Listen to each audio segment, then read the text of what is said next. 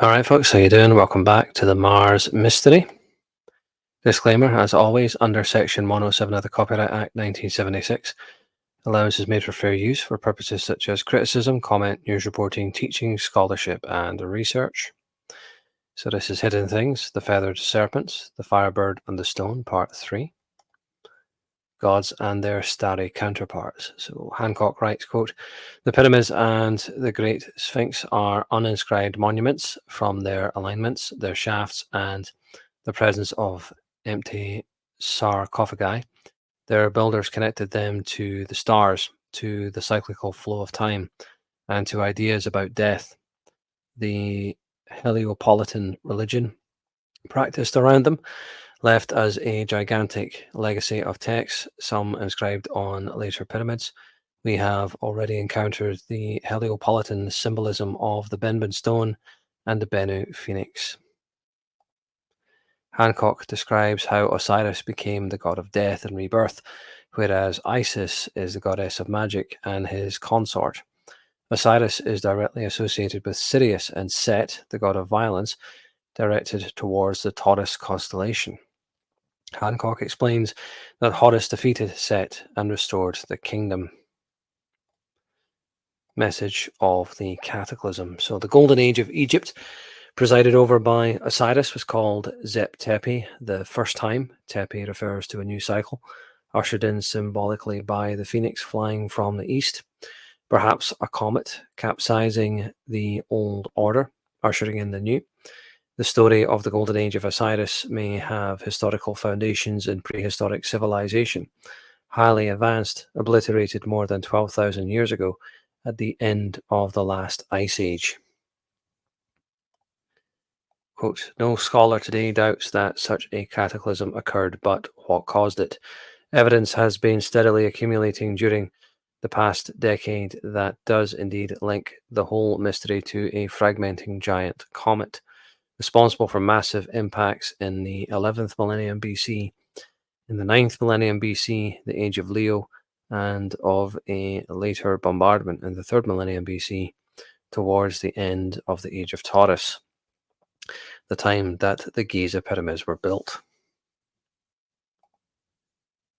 Quote, "Is it simply some sort of bizarre coincidence that one level of the multi-layered message that ancient Egypt had could be read as follows? Bennu-Phoenix equals large Earth-approaching comet. Benben stone equals meteoric debris of the same comet. Great Sphinx of Giza equals signpost written in processional astronomy stating the comet Phoenix visited Earth in the age of Leo, the mythical Golden Age. Star shafts of the Great Pyramids equals signpost written in the universal language, remarking on the return of the Phoenix to Earth during the age of Taurus, 4490 to 2330 BC. Danger from Taurus. So Hancock, Hancock equates Osiris with Orion, Isis with Sirius, Set with Taurus, and Horus with Leo. Quotes, "In the Heliopolitan myths, Set killed Osiris. Isis, Sirius, used her magic to restore Osiris so that she could copulate with him. Osiris became judge of the dead and god of rebirth. The fruit of his union was Horus, who was destined to overthrow Set. The image of Osiris Horus is the phoenix." Quote, "Just as the immolation of the phoenix ends the previous world age, so the death of Osiris ends Zep Tepi and leads to the reign of the pharaohs. All the principal players in the drama have interstellar counterparts." Hancock reiterates that Set murdered Osiris during the Golden Age. Set is identified with the Taurus constellation, and so it, quote, "therefore implies that Taurus must have been seen by the ancient Egyptians as a source of danger, chaos, and destruction." Red Planet, Red Sphinx. Quote, "The Egyptian name of the Sphinx was Horakhti, Horus of the horizon, the sun god. Applied to Leo, the Sphinx could mean, quote, face of the horizon, face of the solar disk, as Richard Hoagland was the first to realize Cairo got its present name from invading Arabs who inexplicably decided to call it El-Kahira, meaning Mars. The name the ancient Egyptians gave Mars was Hordeshur, hottest the red. Now, that's not completely 100% true, and actually, David Icke quotes the same thing in The Biggest Secret. El-Kahira meaning Mars. It actually means the conqueror. In fact, I've got it here, and it's slightly different when you look it up. It's El-Kahira with a Q instead of a K, and what it actually means is the vanquisher or the conqueror, or like the destroyer. So you could interpret it from that to mean Mars, as in Mars or Ares being the god of war, but it doesn't directly mean Mars when you type it into Google Translate. It means conqueror or vanquisher. And from there, Hoagland has just kind of guesstimated that it meant Mars, and then Hancock picked up on it, and then David Icke picked up on it from there. But it's kind of not 100%, if I can put it like that. So, quote, in inscriptions found in certain tombs in Upper Egypt, Mars is the eastern star, since the gaze of the Sphinx is orientated east, and since the Sphinx was called Horakti, we may just as well say the name of the Sphinx is Mars. Hancock also points out Mars appears to travel in an endless cycle through all 12 constellations, and that the Sphinx was painted red. So the circumstantial evidence is certainly there, but would this hold up in a court of law? Well, that's another discussion. Quote, since the Sphinx is a composite creature with the head of a man and the body of a lion, we also note that ancient Hindu myths depict Mars as Nr-Simha, the man lion. The ancients must have seen a clear association between the red planet and the Sphinx. The astronomy of the Sphinx is so precisely set to the rising of the constellation Leo at the spring equinox in the age of Leo. Now, Nr-Simha, doesn't that sound an awful lot like Simba from The Lion King? That struck me when I was, editing the slides and putting the presentation together. That sounds an awful lot like Simba. I mean, when you're watching The Lion King, it's basically this. It's ancient Egyptian myth, just kind of Disneyfied. All these Disney cartoons, watch them with open eyes. You can learn quite a bit if you're paying attention.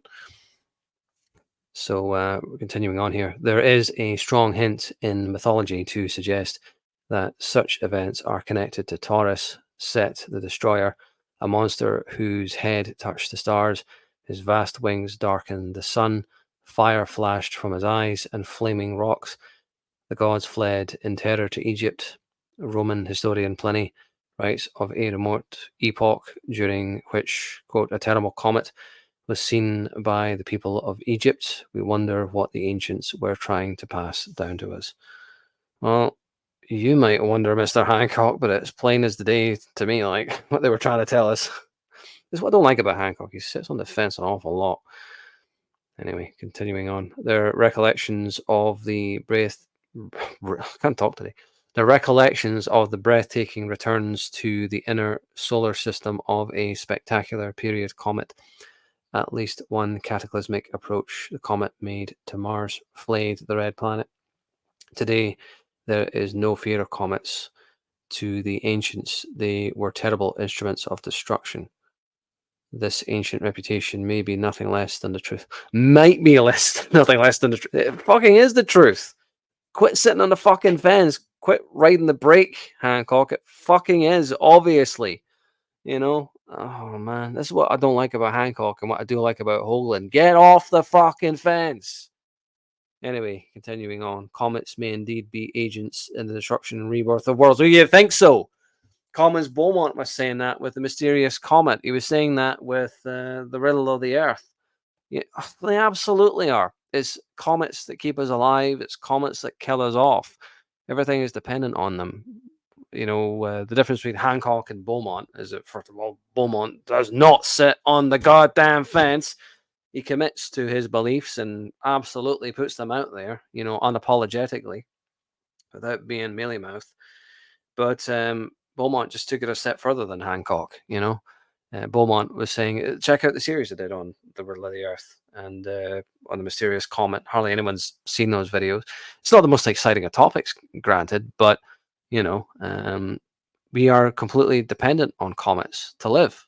It's comets that fuel the planet, but it's also comets that destroy planets. So, you know, that ties into the whole mythology with Osiris, death and rebirth and all the rest. You know, so Hancock is very much onto it here, but God, quit riding the fucking brake. You know, fully commit. That's what I like about Hoagland. He doesn't sit on any fucking fences. He just goes for it. You know. But anyway, it is what it is. I don't. I love Hancock, but I don't like it when he fucking hesitates. He who hesitates is fucking lost. Commit! God damn it. Quit riding the fucking clutch. Anyway, thanks for thanks for watching.